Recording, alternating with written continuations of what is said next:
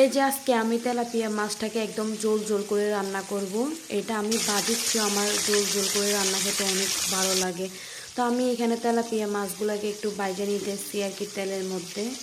আসসালামু আলাইকুম, কি অবস্থা সবাই কেমন আছেন? আশা করি সবাই ভালো আছেন। আলহামদুলিল্লাহ, আমরা দুজন অনেক অনেক ভালো আছি। এই যে আমি এখন মাছটাকে বাইজে নিয়েছি, বাইজে এখন একটা বলের মধ্যে রাখছি।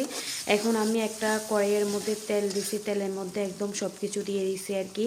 কাঁচামরিচ, তারপরে টমেটো, তারপর হলুদ, আদা রসুন সব কিছু একদম দিয়ে দিছি। এই যে আমার সব কিছু দেওয়া শেষ, সেগুলোকে এখন আমি ভালো করে কষায় নিতেছি। কষা তারপরে একটু পানি দিয়ে দিছি। পানি দেওয়ার পরে আমি এখানে মাছগুলা দিয়ে দিছি আর কি, মাছগুলা। তা আমার কাছে এরকম মাছ বোনা খেতে অনেক ভালো লাগে। আমি এরকম ঝোল ঝোল খেতে পছন্দ করি। তো কে কে আমার মতন এরকম হালকা ঝোল ঝোল করে মাছ রান্না করলে কার কাছে কেমন লাগে সবাই কমেন্ট করে জানাবেন। এই মাছটা খেতে না অনেক ভালোই লাগবে। তো আজকের ভিডিওটা এই পর্যন্ত, সবাই ভালো থাকবেন। আল্লাহ হাফেজ।